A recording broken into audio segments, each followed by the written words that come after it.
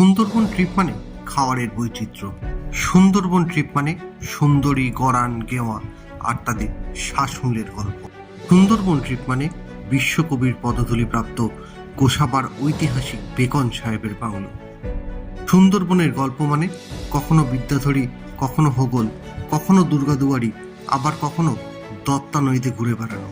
Sundarban trip মানে mangrove জঙ্গলের মাঝে বিভিন্ন জীববৈচিত্র্যের খোঁজে ঘুরে বেড়ানো। পরিশেষে বলি, সুন্দরবনের গল্প মানে রয়্যাল বেঙ্গল টাইগার, যাকে আপনি দেখুন বা নাই দেখুন, কিন্তু সে যে তার তীক্ষ্ণ নজর আপনার উপর রেখেছে সে সম্পর্কে অবহিত থাকা।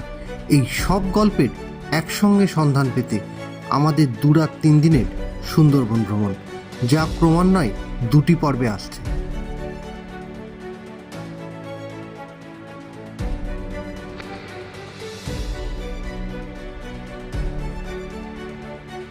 প্রত্যেকবারের মতো এবারেরও গল্পের শুরু বালি থেকে। দিনটা 21শে জানুয়ারি 2024। ঘড়িতে ভোর 5:59। পৌঁছে গেলাম বালি হল স্টেশনে। উদ্দেশ্য 6:01-এর 32214 ডানকুনি শিয়ালদা লোকাল ধরা, কিন্তু যথারীতি ট্রেন 4 মিনিট বিলম্বে এসে পৌঁছালো। ট্রেনে করে বালিঘাট, দক্ষিণেশ্বর, বরানগর পেরিয়ে পৌঁছে গেলাম শিয়ালদায়। কি ভাবছেন গল্পের এখানেই শেষ?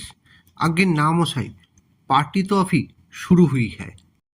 বরাবরই চায়ের নেশাটা আমার প্রবল, আর শীতের সকাল চা হবে না, এটা কীরকম একটা লাগে না? তাই শিয়ালদা পৌঁছেই শিয়ালদা স্টেশনের বাইরে চা খেতে বেরিয়ে পড়লাম। এর পরবর্তী আমাদের গন্তব্য ক্যানিং। 40 আর 2 মিনিট বাকি ক্যানিং লোকাল ছাড়তে। শুরু হতে চলেছে এখান থেকে, শিয়ালদা থেকে ক্যানিং এর যাত্রাপথ। চলুন একসঙ্গে এনজয় করি।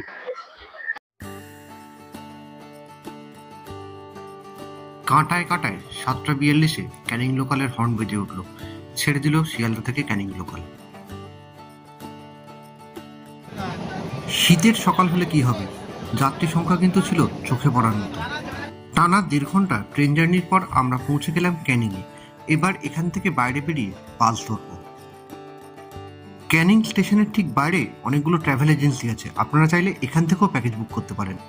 বাসে করে এগিয়ে চললাম গদখালির উদ্দেশ্যে।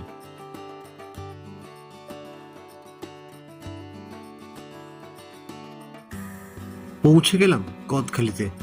আর তর সইছে না, এবার মনে হচ্ছে কতক্ষণে লঞ্চে উঠবো আর সুন্দরবনের ট্রিপটা শুরু হবে। গদখালিতে পৌঁছে দেখলাম বেশ কিছু পার্কিং এর ব্যবস্থা আছে। কলকাতা থেকে সরাসরি গাড়ি আনলে আপনারা এখানেই গাড়ি রাখবেন। একজনের নাম্বার আমি এখানে দিয়ে দিলাম।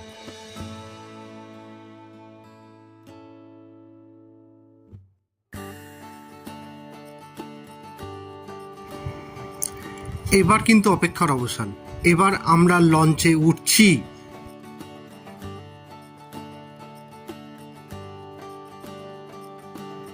আমাদের লঞ্চ কিন্তু ছেড়ে দিল।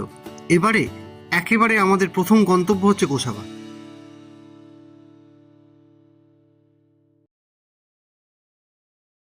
এবারে লঞ্চের নিচটা একটু ঘুরে নিই। নিচে আমাদের মালপত্র রাখা আছে, আর তার পাশে রাখা আছে রসদ। আর এবারে আপনাদেরকে নিয়ে যাব লঞ্চের লাইভ কিচেনে, দেখি কি ব্রেকফাস্টে রেডি হচ্ছে। ব্রেকফাস্টে লুচি ভাজা হচ্ছে, আর তার পাশে রাখা আছে আমুদি মাছ, যেটা একটু পরে স্ন্যাক্স হিসেবে সার্ভ করা হবে। আর এখানে বাঁধাকপি কেটে রাখা আছে।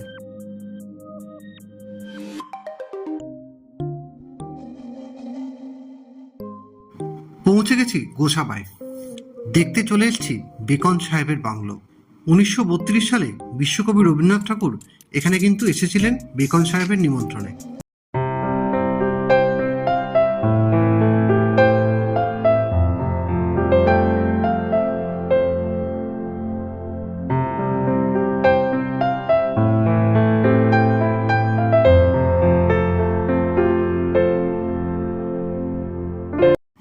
বেকন সাহেবের বাংলো দেখে নিয়ে আমরা ফিরে এলাম লঞ্চ ঘাটে লঞ্চে ওঠার জন্য।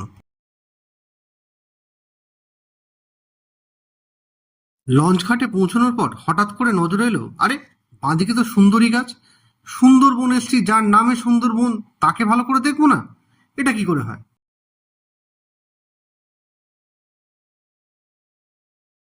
সুন্দরবন ট্যুর, অথচ ব্রেকফাস্টে রকমারিত থাকবে না, এটাই কখনো হতে পারে? আপাতত শুরু করলাম লুচি আর আলুর তরকারি দিয়ে। বেশি লাগবে? ব্রেকফাস্ট করে নিয়ে নিচে গেলাম দুপুরের লাঞ্চে ঠিক কি কি হচ্ছে এক্স্যাক্টলি জানার জন্য।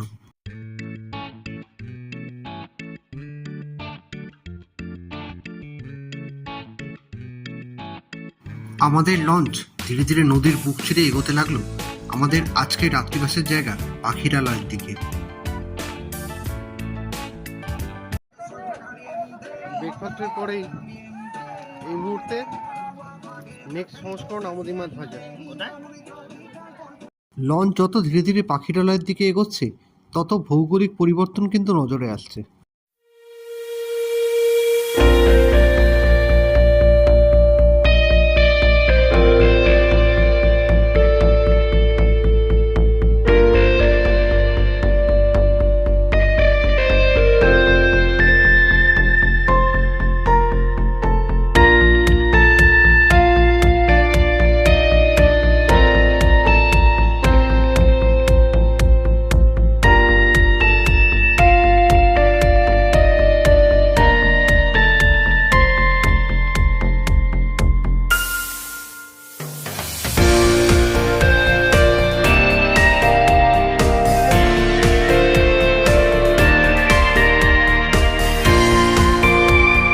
আমরা পৌঁছাতে চলেছি আমাদের আজকের রাত্রিবাসের জায়গা পাখিরালয়।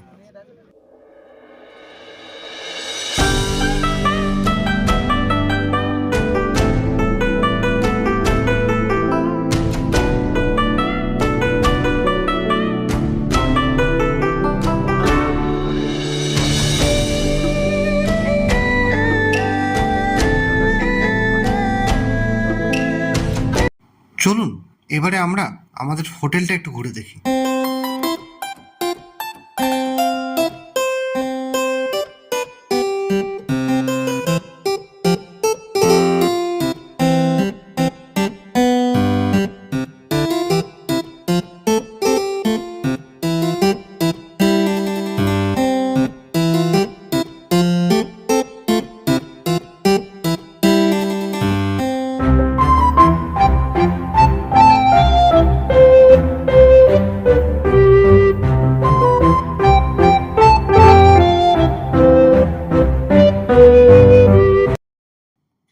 হোটেল তো ঘুরলাম, এবারে রুমটাও একবার দেখে নিই।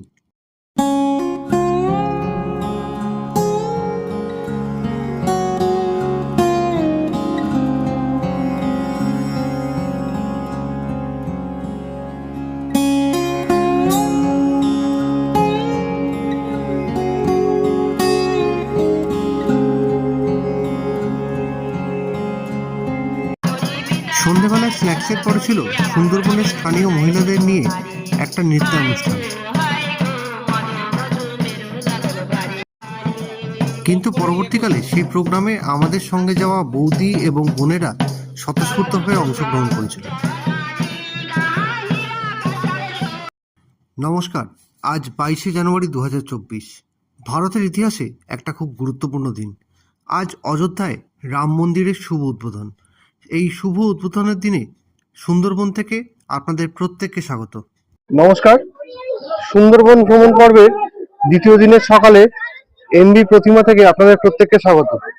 আজকে আমরা ঘুরে দেখব এখানকার বিভিন্ন ওয়াচ টাওয়ার। সুজন্যখালী ওয়াচ টাওয়ার দিয়ে আজকে আমরা দিনটা শুরু করব, তারপর পরবর্তীকালে অন্যান্য ওয়াচ টাওয়ার গুলো আস্তে আস্তে ঘুরে দেখব। আমরাও ঘুরি, সঙ্গে আপনারাও ঘুরুন। লঞ্চে দ্বিতীয় দিনের ব্রেকফাস্ট রেডি হচ্ছে। লুচি, ঘুগনির চেহারা এখনো দেখানো যাচ্ছে না, দেখি। ঘুগনি, ওদিকে ডাল সিদ্ধ করা আছে। বলো,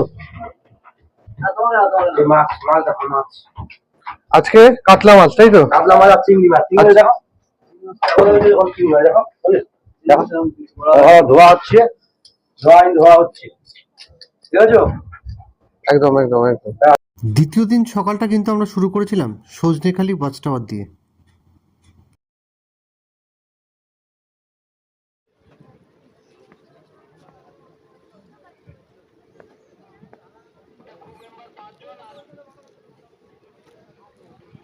সজনেখালিতে অবশ্য আমরা কুমির আর কিছু কচ্ছপ ছাড়া আর সেরকম কিছু দেখতে পাইনি।